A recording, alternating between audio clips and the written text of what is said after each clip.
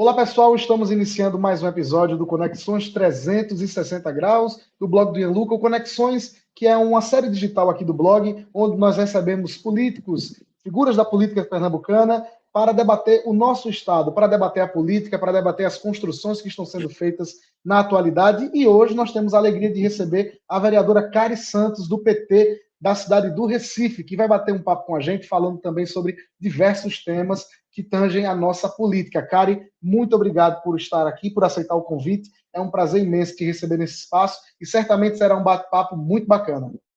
Vamos embora, Ian. Muito obrigada pela oportunidade. Acompanho o seu trabalho.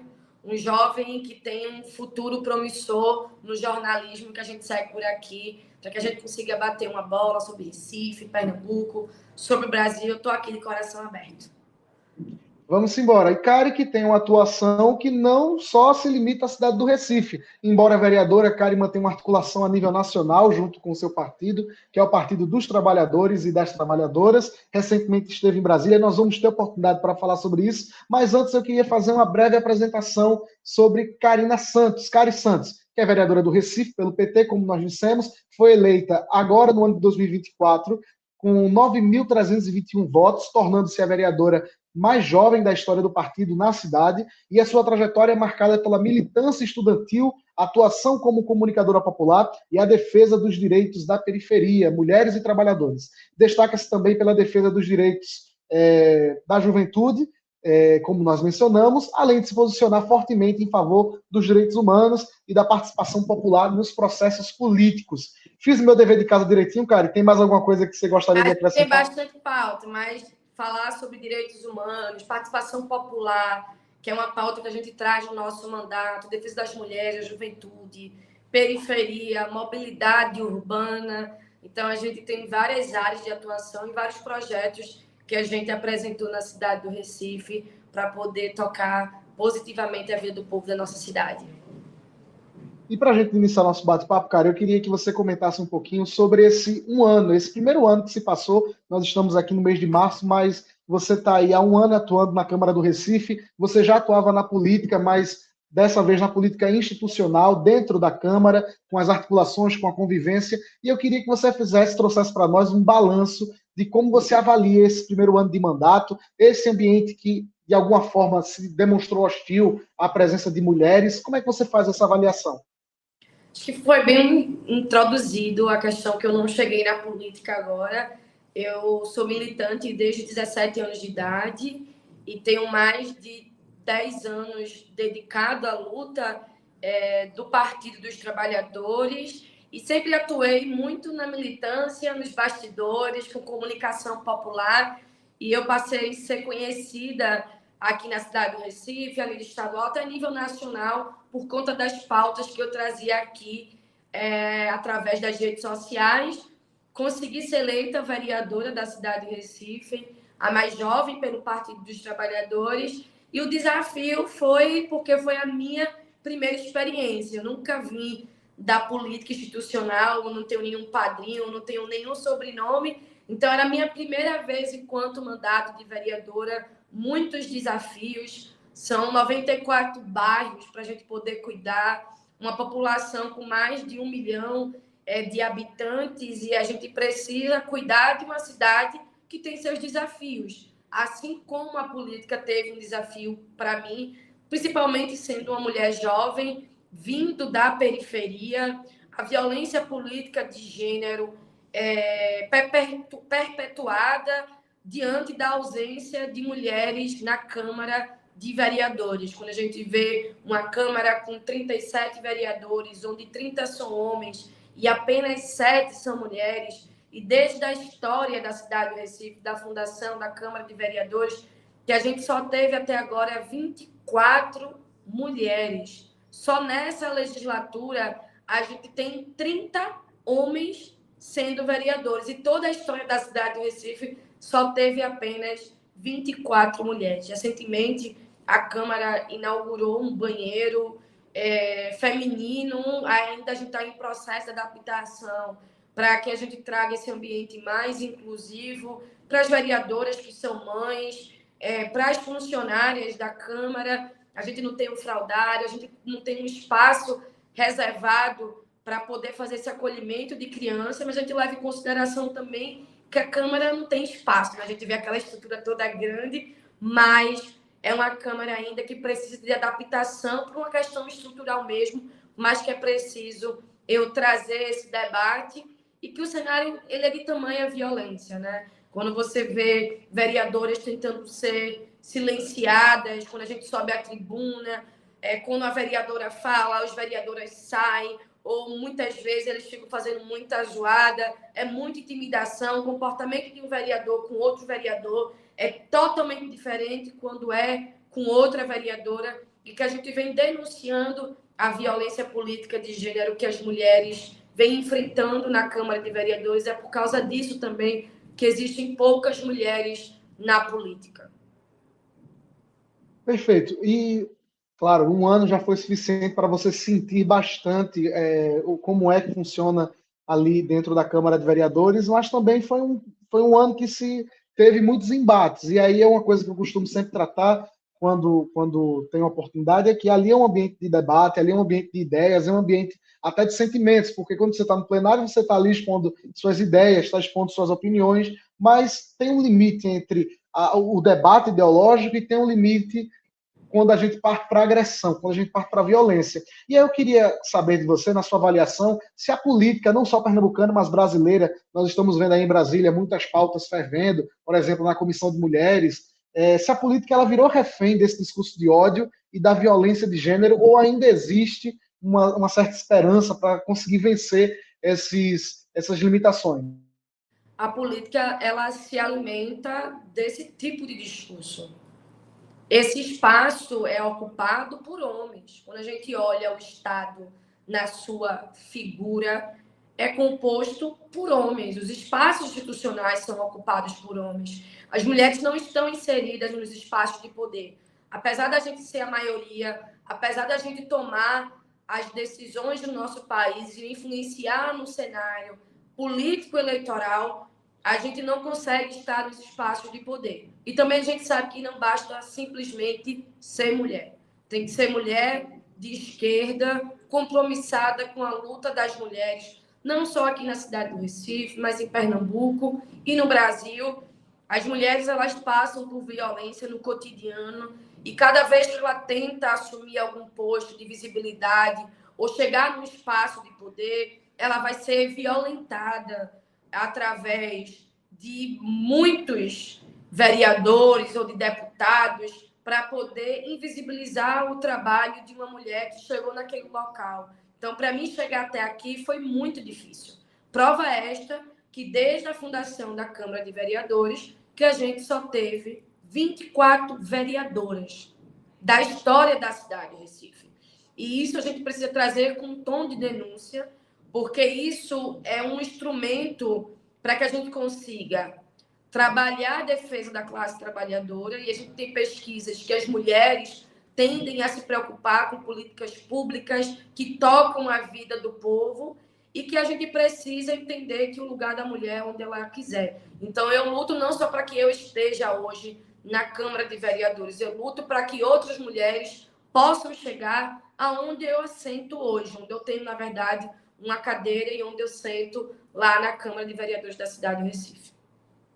Muito bem, saindo dessa parte mais introdutória, que é justamente para a gente começar o nosso diálogo aqui no Conexões 360, eu queria falar sobre a atuação nesse tempo, nesse primeiro ano de mandato. Você trouxe algumas proposições e, dentre elas, uma mais recente, que trata sobre a PL das geomantas, onde a prefeitura ela teria que assumir a fiscalização das geomantas na cidade do Recife, que é uma das cidades mais vulneráveis à crise climática. Eu queria que você comentasse um pouquinho sobre o que te motivou, o que te fez olhar para essa questão.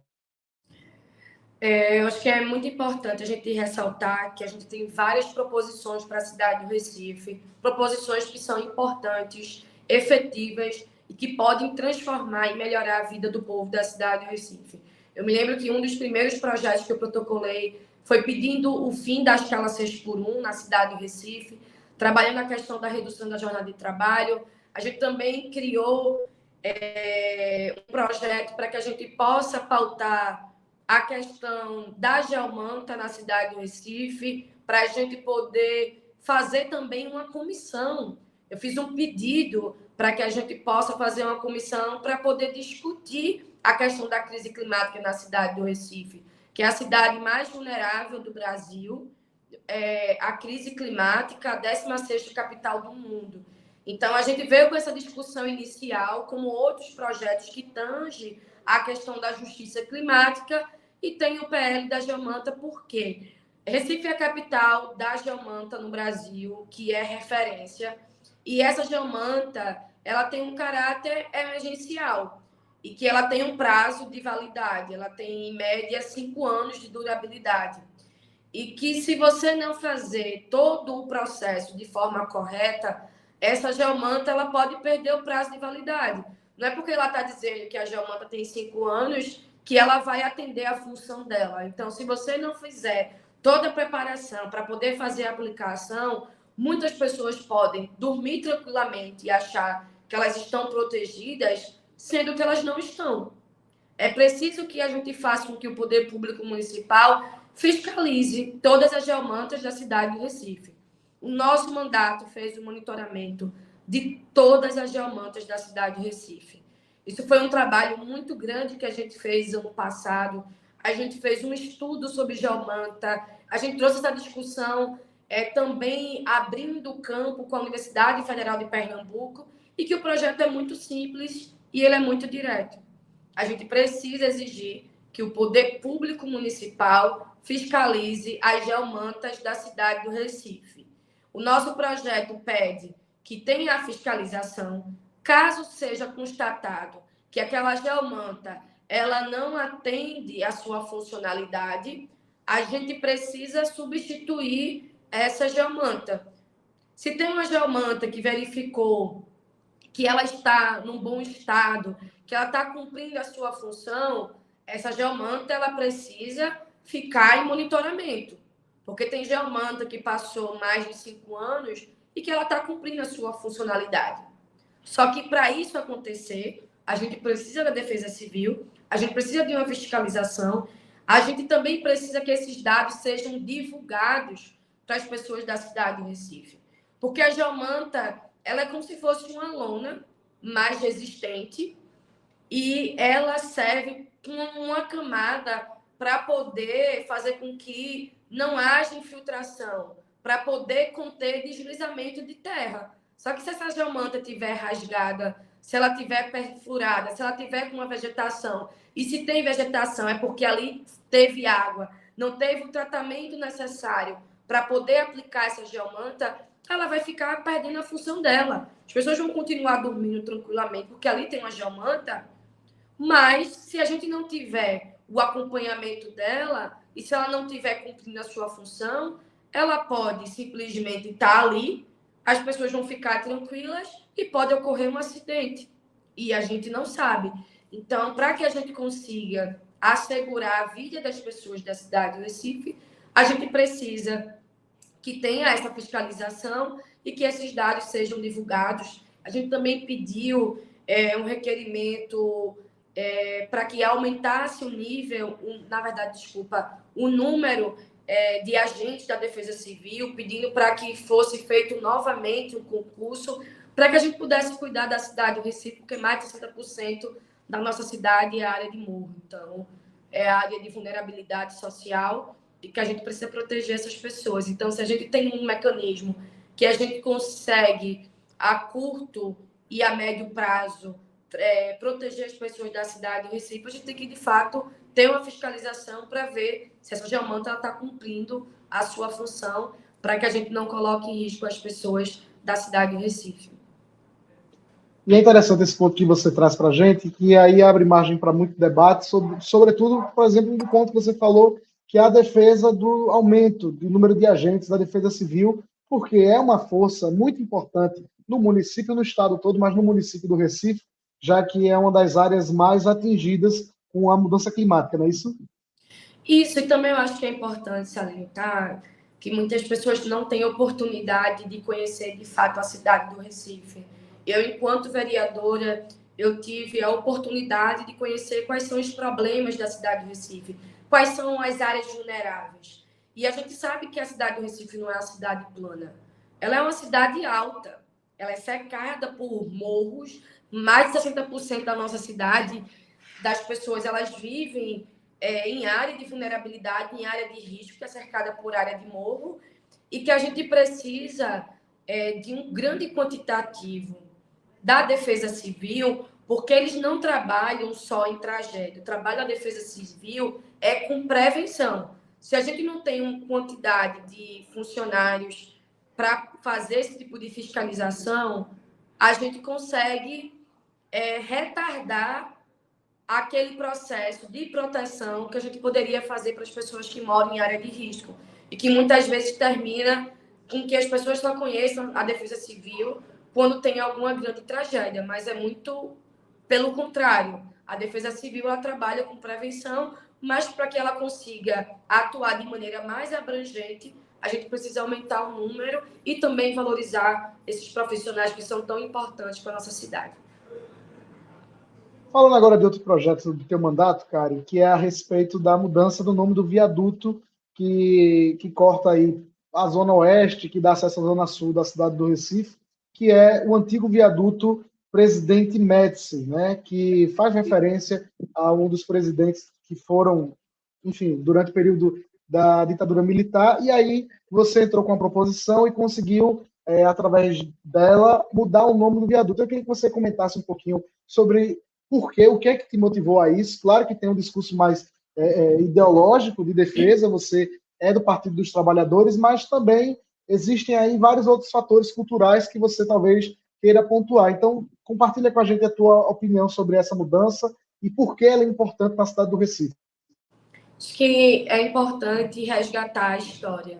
A ditadura militar foi um período muito duro para as pessoas que moram na cidade do Recife, no nosso estado e no nosso país. Foi um processo muito sangrento para aqueles e aquelas que estavam lutando em defesa da democracia.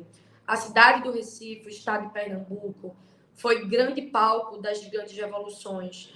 Uma cidade democrática que vem através dos espaços públicos, homenageando ditadores que estariam e deveriam estar na lata do lixo da história, e não no viaduto da Avenida Norte da cidade do Recife.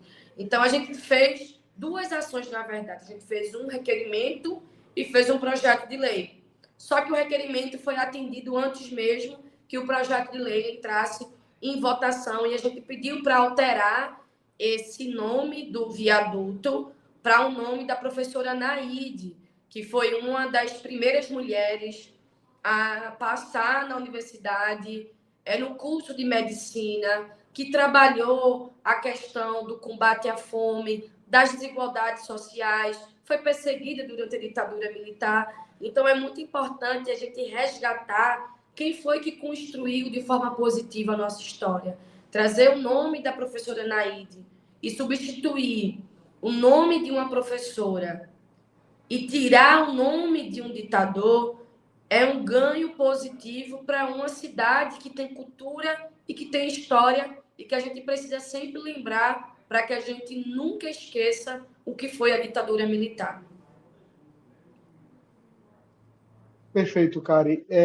Mas também aí tem um ponto muito forte ideológico. Eu queria saber de você justamente que a gente vive num país muito polarizado. A política brasileira, ela é muito bem dividida e hoje nós vivemos dois polos muito bem definidos, brasileiros que são favoráveis, brasileiros que são contra.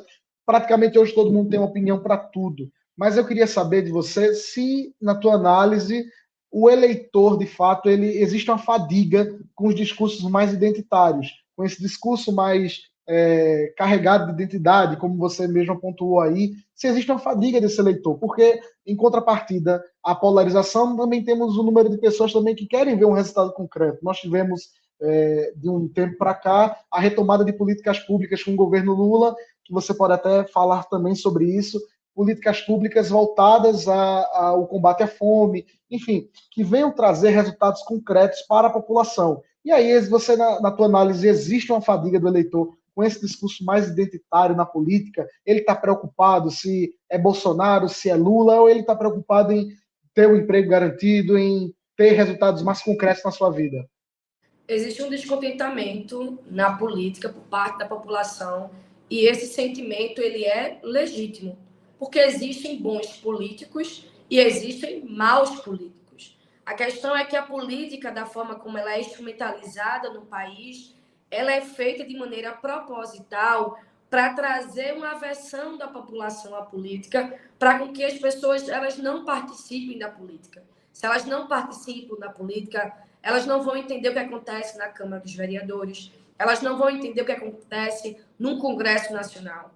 A classe trabalhadora, o povo trabalhador da cidade do Recife, do estado de Pernambuco e do Brasil, eles não sabem, muitas vezes, quais são os seus direitos, de onde surgem esses direitos, o porquê que eles não estão tendo acesso à saúde, à educação, e sim, as pessoas da cidade do Recife, do estado de Pernambuco e do Brasil, eles disseram qual era o caminho que a gente deveria tomar quando a gente deu não a Bolsonaro nas urnas e a gente reelegeu o presidente Lula. As políticas públicas que transformaram a vida do povo, com o governo Lula 3. A gente teve a questão da criação dos cursinhos populares, do pé de meia, a reformulação do Minha Casa Minha Vida, quando a gente trouxe de volta o Brasil para o combate ao mapa da fome. O Brasil saiu do mapa da fome novamente com o presidente Lula. E as pessoas elas estão preocupadas com a vida dela, Ian. E esse sentimento é legítimo. O trabalhador quer saber o que é que ele vai comer no outro dia. Ele quer saber quanto é que vai custar o preço do gás para poder cozinhar. E o presidente Lula fez uma medida muito importante, trazer o programa Gás do Povo. O povo quer saber de emprego.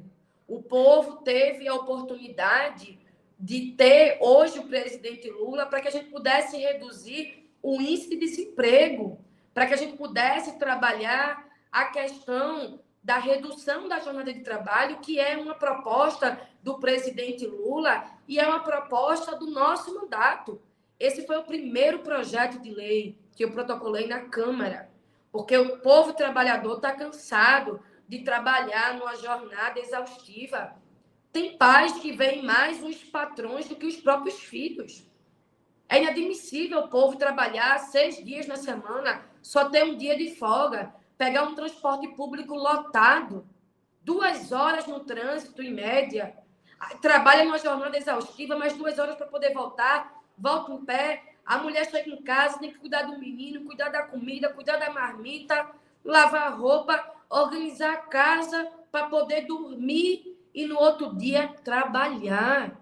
Existe vida para além do trabalho, existe essa preocupação do povo em ter melhor condição de vida e de trabalho, e esse sentimento é digno. A juventude periférica tem perspectiva, a juventude quer saber qual é o futuro. Será que ela vai ter um emprego digno? Será que ela vai ter que trabalhar na escala 6x1? Será que ela vai cair no desemprego? Será que ela vai ter acesso à educação? Se vai ter acesso à educação, vai ter emprego? Será que a gente vai discutir a questão da qualidade de vida, da saúde mental, da juventude? Então, o povo tem todo o direito de reclamar da política, de ter o seu descontentamento, mas é feito de forma proposital para que o povo tenha aversão da política, não participe do debate e venha cobrar de fato o que precisa ser cobrado, principalmente nesse Congresso Nacional, quando queria colocar a PEC da bandidagem para dar legitimidade a deputados federais cometerem crimes e continuarem no seu próprio cargo. Então, a gente precisa trazer essa denúncia, conversar, dialogar com o povo para entender quais são as dificuldades e a gente tentar diminuir o sofrimento do povo ou mudar a realidade. Perfeito, Kari. Falando ainda sobre essa questão mais voltada à ideologia, eu queria saber de você se, para algumas pessoas, a sensação, às vezes, é de um certo distanciamento sobre esse discurso. Por exemplo, a escala 6x1, embora seja um tema que toque diretamente a vida da maioria, da imensa maioria da população brasileira, às vezes ainda soa como um tema muito distante da realidade. E eu não digo da realidade concreta, mas da realidade até intelectual, porque nós vivemos numa sociedade que, culturalmente, as pessoas elas não buscam a informação ou elas não têm o direito à informação. Infelizmente, essa ainda é uma verdade. Nós vivemos numa sociedade onde existe ainda muita dificuldade de você levar temas, enfim, de você conseguir emplacar temas, porque as pessoas elas têm outras obrigações e outras preocupações que não são necessariamente a busca pela informação, a busca pela notícia. E aí, às vezes, parece um pouco distante essa questão da escala 6x1, que é a redução da jornada de trabalho, mas também outros pontos que a esquerda brasileira levanta. E eu queria saber de você justamente se você nota uma dificuldade ou se já é possível vencer essa dificuldade, vencer essa barreira que existe entre o conhecimento, entre o debate que existe no campo político, para levar para a população, para a maioria da população que talvez esteja um pouco desligada, um pouco desconectada com essa realidade. Tu achas que a gente já consegue vencer esse limite? Acho que o primeiro que é importante é a gente ressaltar a nossa responsabilidade com a política e não terceirizar para as pessoas. Imagine uma pessoa, como eu falei no início, se acorda de madrugada, pega transporte público lotado, trabalha 8, 10 horas por dia, pega transporte público lotado, aí tem que pegar o menino na casa da vizinha porque não tinha uma vaga na creche para deixar, aí a mãe fica estressada, aí tem o pai, aí tem que cuidar da comida, chegou tarde, aí tem que arrumar a marmita do outro dia, já pensa no estresse do que é deixar o menino na escola outro dia, aí trabalha 6 dias na semana, aí só tem um dia de folga, aí o dia que tem é para lavar a roupa que não conseguiu lavar durante a semana, é organizar a casa que não organizou durante a semana. Aí tu acha que essa pessoa tem cabeça aberta para poder querer falar de política? Saber o que é fake news ou não? A gente tem a nossa responsabilidade de trabalhar com essas pessoas.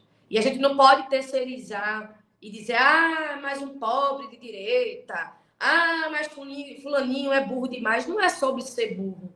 Não é sobre fulaninho ser de direita, porque muita gente não sabe nem o que é ser de esquerda ou o que é de direita no Brasil. É que muita gente, Ian, está cansada de sobreviver numa jornada de trabalho completamente exaustiva. Só que esse discurso, ele é muito pertinente no Brasil e as pessoas têm consciência disso. Mais de 70% da nossa população, ela é a favor da redução da jornada de trabalho. Salvo engano, 71%. Tem outro debate importante a nível nacional que a gente trouxe para a cidade de Recife. Eu já tenho 3 projetos de lei no que tange a questão de mobilidade urbana. Tem tarifa zero, que é um projeto de lei que a gente tem. A gente pede tarifa zero para os estudantes de cursinhos populares e a gente também pede tarifa zero para as pessoas que estão no ônibus, ele está lotado, ela paga a passagem e vai em pé. Então, a gente tem 3 projetos de lei do que tange a questão de tarifa zero, que é outra demanda da classe trabalhadora. As pesquisas indicam que as pessoas são a favor da escala 6x1 na sua redução, sem a redução salarial, e que as pessoas são a favor da tarifa zero. E é possível, sim, discutir a tarifa 6x1. Desculpa, a redução da jornada de trabalho. Porque lá atrás, na Constituição, a jornada de trabalho era 48 horas semanais. O movimento sindical, junto com o PT, foi para as ruas trabalhar esse debate. E hoje a gente tem a redução da jornada de trabalho para 44 horas semanais. E hoje a gente luta para uma redução de 36 horas semanais. Fizeram esse mesmo debate quando foi aprovada a CLT, quando a gente trouxe a questão da licença maternidade, quando a gente trouxe 1/3 de férias, quando a gente trouxe 13º, quando a gente trouxe o abono do dia de trabalho, quando o trabalhador precisa ir para o médico. Existiu o discurso de que ia quebrar o Brasil e que a gente está aqui. A gente precisa denunciar que existe um complô de empresários que querem lucrar acima do sofrimento daqueles que saem de casa para trabalhar todos os dias. Quem alimenta a economia não é o político, não é o patrão, é o povo que sai trabalhar todos os dias para poder levar o seu sustento para casa. Então, eu acredito sim que a gente pode aprovar a redução da jornada de trabalho, da mesma forma que a gente trouxe aquela discussão do imposto de renda. A direita fez de tudo para não aprovar a redução do imposto de renda. E a gente conseguiu não só a redução do imposto de renda, mas também o desconto para quem ganhava acima de 5 mil. Então, é muito importante que a gente entenda que as pessoas elas sabem sim o que é a escala 6x1, porque elas sentem na pele a realidade e sabem que isso é ruim, que isso adoece o corpo, a mente, que isso adoece a família, que isso adoece as relações, principalmente quando ele trabalha tanto, não consegue aproveitar a vida, trabalha muito e ganha apenas um salário mínimo. Então, eu acredito muito que esse debate a gente consegue trazer para a cidade do Recife e também para o Brasil. Eu vou tomar um pouquinho de água e chá durante esse intervalo, que eu estou doente, mas a gente consegue desenrolar a entrevista. Estou fazendo muito pigarro na entrevista. Eu estava dizendo assim, será que ele vai perceber que eu estou tossindo? Mas eu estou dizendo aqui que o que importa é que a gente vai levar essa entrevista, que a gente vai conversar. Enquanto isso, eu vou tomar aqui meu chá. Perfeito. Enquanto isso, pedir para você deixar o seu like, se inscrever no nosso canal. Aqui nós temos com frequência essas entrevistas, esses encontros, falando sobre os mais diversos assuntos. E hoje a alegria de receber Cari Santos, vereadora do PT na cidade do Recife, falando também com a gente sobre diversos temas. E, Cari, você falou sobre a redução de trabalho, você falou também sobre o seu projeto de lei a respeito das geomantas, e eu queria que você comentasse um pouquinho sobre os cursinhos populares, que é um projeto do governo federal, mas que você já esteve, inclusive, em Brasília, fazendo algumas articulações para trazer também para o município do Recife essa possibilidade. Queria que você explicasse para nós sobre esse projeto, o que é o projeto e qual é o objetivo dele. O projeto ele é do CEPOP, do governo federal, que faz com que a gente prepare os estudantes de escola pública com renda per capita de até um salário mínimo, para que eles possam participar desse edital e ter acesso ao preparatório vestibular, para que eles consigam disputar uma vaga para o ensino superior, levando em consideração que nem todo mundo tem condições financeiras para poder pagar um preparatório vestibular. E a gente também entende a dificuldade dos estudantes de escola pública, e eu vim dessa realidade. Então, esse projeto faz com que estudantes de escola pública, pessoas com deficiência, indígenas e quilombolas possam participar desse edital. E é um edital do governo federal que dá um valor de R$163 mil por turma, e que a gente trouxe esse projeto para a cidade do Recife, para que a gente pudesse fazer uma parceria com a cidade do Recife, para que a gente conseguisse promover o debate do cursinho popular e a sua importância na vida da juventude. Então, nosso projeto cria a rede municipal de cursinhos populares na cidade do Recife. O nosso projeto fala sobre a parceria com a prefeitura para que eles possam ceder os espaços do Compaz, para que a gente consiga dar aula para esses alunos e que a gente consiga trabalhar o processo de formação, o processo de preparação, para que a gente consiga criar uma estrutura e uma cadeia sobre esse projeto. Eu levei esse projeto para Brasília, tive a oportunidade de discutir ele no MEC, junto com a presidenta do Sintep. A gente já conversou com a secretária de Educação sobre esse projeto. Tinha conversado também na articulação com outros responsáveis para que a gente consiga trazer esse debate a nível municipal. E o que o nosso mandato fez? Durante esse processo, também teve a abertura do edital recentemente. Então, nosso mandato estudou o edital do MEC, do governo federal. A gente cedeu o nosso grupo de assessores jurídicos para poder dar subsídio de informações para os cursinhos populares da cidade do Recife. Então, a gente tirou dúvida de vários cursinhos, a gente trouxe toda a nossa assessoria jurídica que estudou o edital para que esses cursinhos populares pudessem ter a oportunidade de participar do edital e tudo dando certo, serem selecionados para poder oferecer o preparatório para os estudantes aqui na cidade do Recife. E o nosso projeto também foi inspirado também em outras cidades. A gente também conversou com pessoas de outras cidades para poder explicar como é que funciona esse programa do governo federal e a importância de trazer esse debate aqui para a capital, para a cidade do Recife.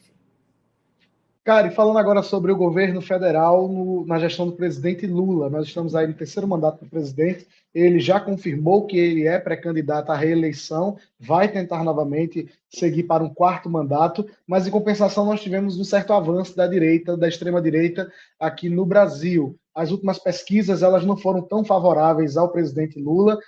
O filho do ex-presidente Jair Bolsonaro, o senador Flávio Bolsonaro, que hoje é o pré-candidato da direita, ele tem se aproximado do presidente Lula, e isso tem gerado uma certa preocupação a setores progressistas. Eu queria saber de você se essa preocupação ela é real, porque a leitura feita é que Lula hoje tem uma cartela de feitos que ele pode apresentar. Como você já mencionou aqui sobre a questão do debate sobre a fome do país, que ele conseguiu tirar o Brasil do mapa da fome, enfim, outras pautas que ele também, pautas positivas que ele também conseguiu emplacar, mas que infelizmente para o governo não foram medidas suficientes para impedir o avanço da extrema-direita, que hoje se coloca muito coesa em torno do nome de Flávio Bolsonaro. Você tem preocupação quanto a esse avanço ou enxerga com tranquilidade isso? Acho que é importante a gente discutir o que está em jogo no Brasil hoje. Flávio Bolsonaro, ele é aliado de Trump.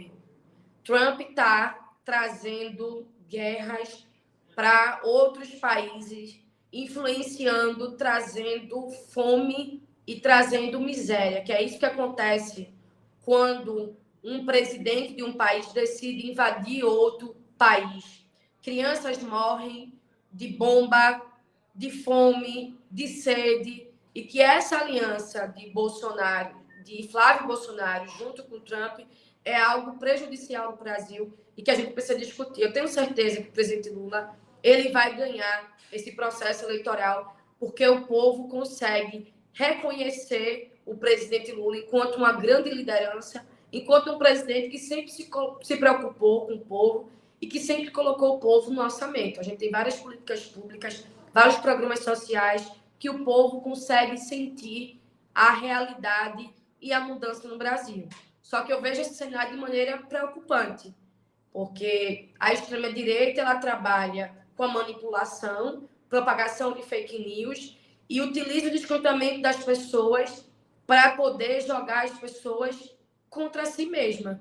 Porque o campo que a gente defende é o campo do combate à fome, é o campo que a gente traz política pública, como farmácia popular, para trazer medicamento de graça, o Minha Casa Minha Vida, para fazer com que as pessoas tenham acesso a uma moradia, para que a gente consiga trazer a oportunidade dos estudantes de continuarem no ensino médio, através do programa Pé de Meia. A gente tem bolsas para estudantes de universidade, a gente tem um programa do cursinho popular que dá uma bolsa de R$ 200 para que o estudante ele consiga se preparar para o ensino superior e ali mensalmente ganhando R$ 200 do governo federal. O povo consegue reconhecer quem é o presidente Lula.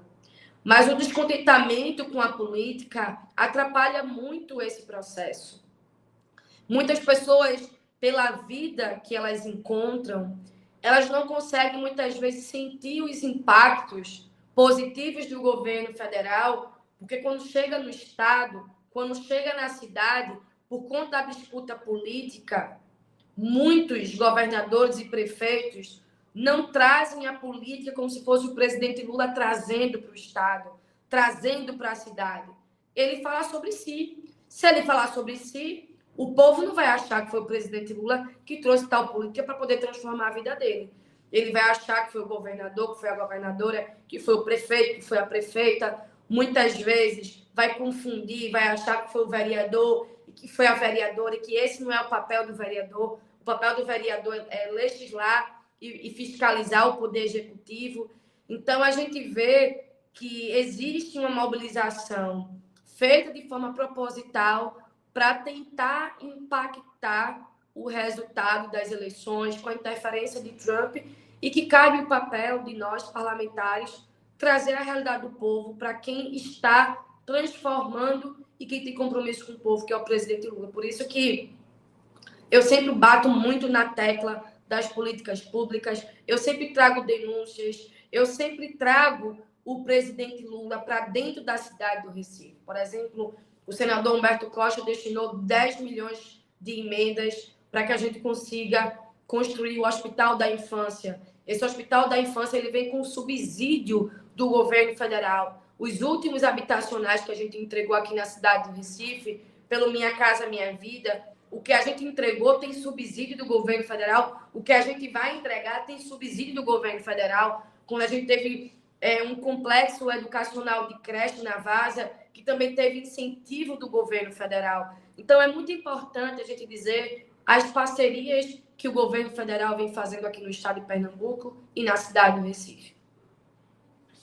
Mas você enxerga com preocupação esse avanço do nome do senador Flávio Bolsonaro? É preocupante no teu ponto de vista? Eu acho que, dentro da conjuntura que a gente vivencia hoje no Brasil, a gente consegue perceber esse avanço como algo preocupante, mas não é algo definidor. As pessoas elas sabem o que é o governo do presidente Lula, as pessoas sabem quem é o presidente Lula. Agora, tem vários atores que influenciam nesse cenário eleitoral. A gente sabe que existe um grande avanço da extrema-direita e do fascismo internacional, que fez com que avançasse com o fascismo aqui na América Latina, no Brasil, no que tange ao Bolsonaro. Quando a gente vê a interferência de Trump dentro do processo eleitoral de outros países da América Latina, de invadir outros países, a gente vê o mercado financeiro, o agronegócio, interferindo nesse processo político. Então, a gente tem uma preocupação, mas isso não é algo definidor. Tenho certeza que o presidente Lula vai ganhar a eleição, mas não significa que essa seja uma eleição fácil, muito pelo contrário. Perfeito, cara. E para nós encaminharmos o nosso bate-papo para o final, eu queria que você comentasse sobre a tua expectativa para esse ano. Esse ano tem eleição, você aí é um dos nomes que despontam no PT de Pernambuco como potencial candidata à Câmara Federal, e eu queria saber quais são as tuas expectativas e planejamentos dos próximos passos políticos agora em 2026. Eu estou muito feliz com essa missão dada pelo presidente Lula, pelo nosso partido, da gente ampliar a nossa bancada de deputados federais, de senadores. Hoje a gente tem um grande enfrentamento no Brasil, que é contra esse Congresso, que é inimigo do povo. A política que ela é adotada em Brasília, quando ela chega no estado, quando ela chega na cidade do Recife, ela afeta a vida do nosso povo. E muitas vezes a gente tem que catucar de onde vem o problema. E a gente vem para poder enfrentar esses deputados federais, para poder combater o avanço da extrema-direita, melhorar a vida do povo pernambucano, do povo recifense. Venho com essa missão com muita alegria, vou ficar no mesmo palanque que o presidente Lula, fazendo campanha para o presidente Lula. Então, eu trago nesse momento, na verdade, um sentimento de muita emoção. Essa é a primeira vez que eu vou estar ao lado numa campanha do presidente Lula fisicamente, quando ele chegar aqui em Pernambuco e começar a lutar com a gente para que a gente enfrente a extrema-direita. E esse é o nosso compromisso. Estou bastante animada e que o povo está chamando, o PT está chamando, o Lula chamou e a gente está aqui. E a gente precisa renovar a política, a gente precisa trazer o debate da juventude, da renovação, de utilizar ferramentas para que a gente consiga combater o avanço da extrema-direita. E graças a Deus, Deus me iluminou e eu consigo ter uma habilidade que é trabalhar com comunicação, que é um fator muito importante, principalmente nessas eleições e principalmente com esse Congresso do jeito que está. Então, a gente vem para somar para o Brasil, para Pernambuco, para a nossa cidade. A gente vai continuar trabalhando pela cidade que eu tanto amo e que a gente vem para somar esse processo junto com o presidente Lula. Perfeito. Conversamos hoje com a vereadora do PT, Cari Santos, ela que também é potencial, como nós dizemos, como nós falamos, potencial nome para concorrer à Câmara Federal pelo Partido dos Trabalhadores. É uma honra imensa sempre bater um papo com ela, que tem trazido para nós esse ponto de vista mais da juventude. Cari, muito obrigado. Muito obrigado. Vamos embora, meu povo. Firme na luta, que esse ano a gente tem o compromisso de reeleger o presidente Lula e o senador Humberto Costa. Simbora! A gente volta no próximo sábado com mais um episódio do Conexões 360. Até lá!